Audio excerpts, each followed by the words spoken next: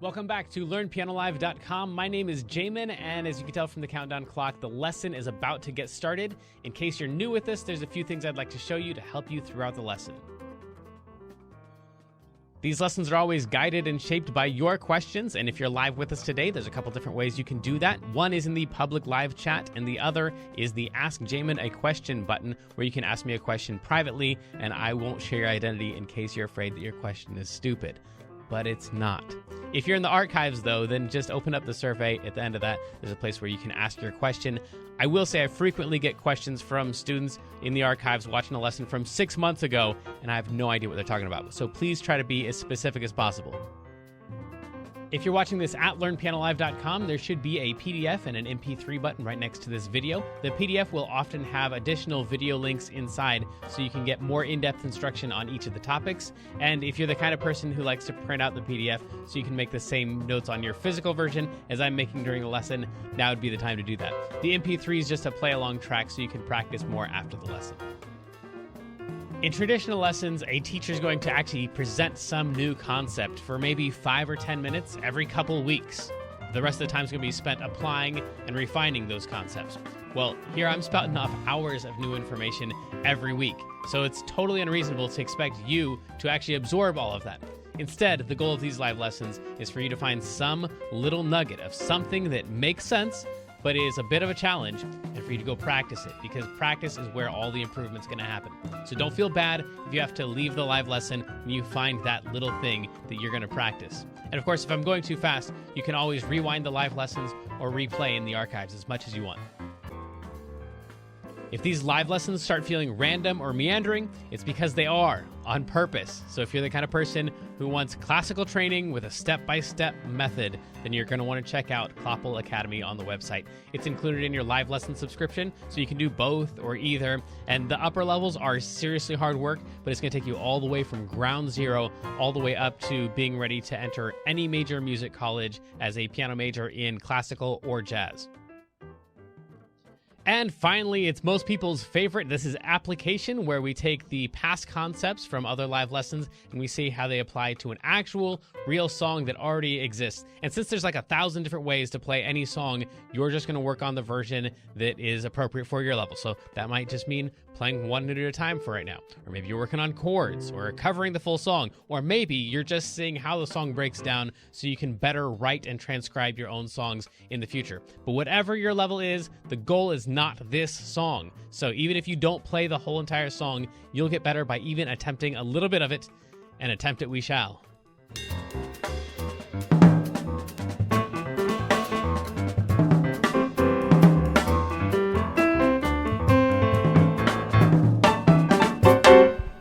Hello and welcome back to LearnPianoLive.com. My name is Jamin, and these are our technicians and chat moderators, Jazzy James and the incomparable Kendra.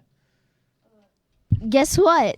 This week, or I guess today and yesterday, I had 2 jazz band performances. That's true. Yeah. Cool.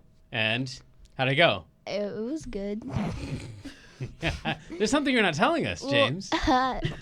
We kind of messed up today at the last song. We kind of failed and just stopped playing in the middle. But we started again, and it was okay. Okay. We worked it out. Yes, you lived. Those are great experiences to have. Like we were talking about before, like you can't do that stuff on purpose. Like you need the experience of like messing up that stuff, and like what do you do when everybody just stops and you're on a stage and there's actually an audience there? Well, you're not going to have a chance to like ever try that, and no one's going to be brave enough to do that on purpose. So that's really, really cool for you. From my perspective, from your perspective, it probably just stinks. But you know, whatever. Do you like how we like constantly lean in like this? Yeah, we got it. Yeah. We have a mic situation there. Yeah. Okay. Cool.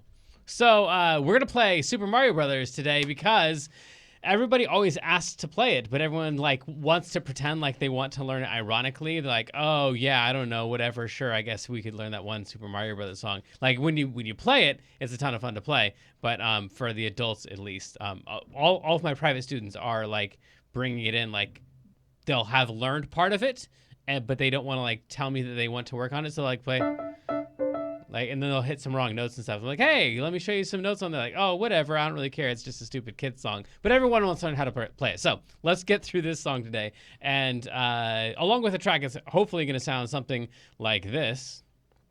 Once we learn all these notes, I'll play just the right hand part.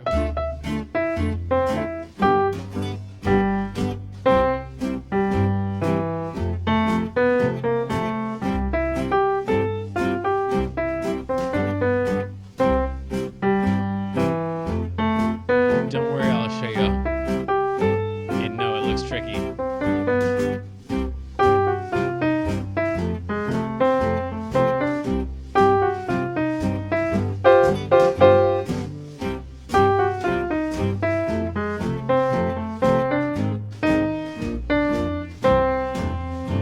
Okay, so obviously that backing track is not the original.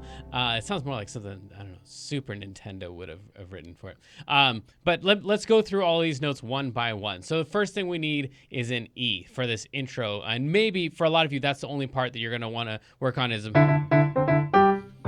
like that's the only part you care to actually play. That's fine. The first note you need is an E. So you just take any group of 2 black notes. Don't pick the groups of 3, but pick a group of 2 black notes. Take the top note, the one that's farthest right, and drag it even higher, even farther to the right. You land on an E every single time. So that one's an E, and we need 3 of those really. These last 2 here are tied together with that swoopy line. So those are actually just one big E. So we've got E, E, E tied with another E. C, E, G. This is just those 3 notes right there. Once you find that E, then we're just going to play not the next notes over, but the next notes over. Those are your intro notes. And if you wanted to in the left hand, we're going to talk a lot about this when we go to the intermediate version of it, but because it's like an iconic intro, you want to play a D down here and a G, perhaps, and line up with that one right there and that one right there. So when we play that first E, you play a D down here. When you first do that, your ear is going to go, no, that sounds horrible. That can't possibly be right. It's absolutely right. And then you're going to go to the G. When you go to that G up there, also go to a G down here. And maybe that's your assignment, is to just work on the intro there and try to get that much of it down. After that, you can also take that G and go down there. So that thing right there. Along with the track, it would sound something like this. You can go ahead and practice along here with me. 1, 2, ready, and... That's all the notes for the intro. Now, this next part, I wrote in what is actually like in the video game, but if you want to just play the melody of it, the melody is going to be the top note. So all you're going to do is, out of all this stuff, ignore that G, ignore that E, ignore that E, ignore that C. Just play only the top notes, the C, the G, the E. C, G, E. Like that. I'm going to play it an octave lower here so you can see what I'm doing on your screen.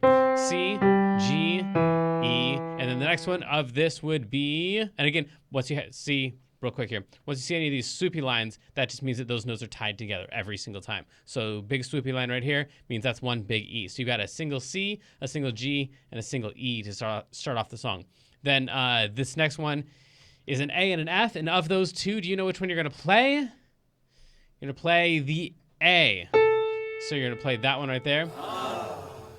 So an A and then a B. Now this one is the first note that gets a little bit tricky. It says B in there, but it also has this like little, I don't know, half a heart on a string, that flat symbol. So after you play the B for this one right here, then you're going to go to the flat version of it, the black note that is slightly to the left, and then an A. So all of that together would sound something like this: C, G, E, A, B, B flat, A. And along with the track, it would sound something like this.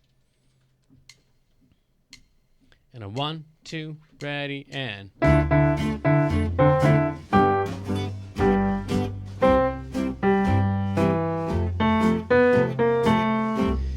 So maybe maybe that's your assignment, is just try to get through the first 2 lines of this thing. And the next one is where we have some really big jumps here. Hey, Jamin, yes? It's time to take a break for our feature of the day, which today is our tip of the day, which is sing everything you play and play everything you sing. Yes, and I think this is one we've talked about at least once before, probably several times. If you've been here for very many lessons, you've heard this one. But playing everything you sing and sing everything that you play is 2 very, very different things, and both equally important. So play everything you sing means if you got something stuck in your head, go to the piano and figure out what it is, because the more you do that, the more you'll be able to do that, and the quicker you'll be able to figure them out.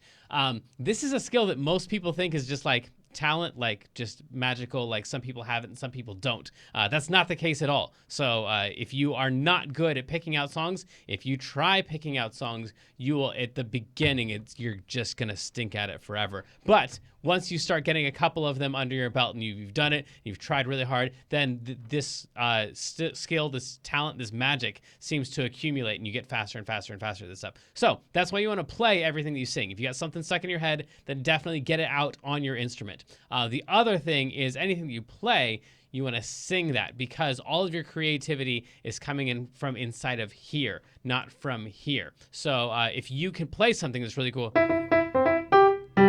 that can become a lick or a phrase or a set of notes that you use in other songs. And we should do that. Remind me, Kendra, in the jam. I'm going to try to fit that into the songs that we do in the jam. Wait, so like a lick or something? Yeah, right. But the more you're singing the things that you play, things that you like can't sing it. That's like like it doesn't have to sound good, but if you are attempting to do the notes, then that reinforces that connection between your voice and your fingers and makes all of that stuff way easier. And it incorporates that into what we're going to call your vocabulary, the things that your ear can use, that your ear can use to create cool melodies and solos in the future and create other songs and other phrases and be artistic. It's just one more tool that's in there. So singing everything that you play puts tools in your toolbox so you can come out with those again later in the future. And then playing everything that you sing makes it so that when your ear comes up with something creative and cool, that your fingers are able to execute that. So sing everything you play everything that you sing. I think it's time for us to come back to this song after we take this short break. So sadly, the lesson preview has come to an end, and it's time to say goodbye to everyone watching the free streams. Of course, paying subscribers at learnpianolive.com can continue watching this lesson and several hundred others like it in the archives. So come on over and check us out. And if you like what you saw, at least like and subscribe, and then tell your friends to head on over to learnpianolive.com to start enjoying this journey with us.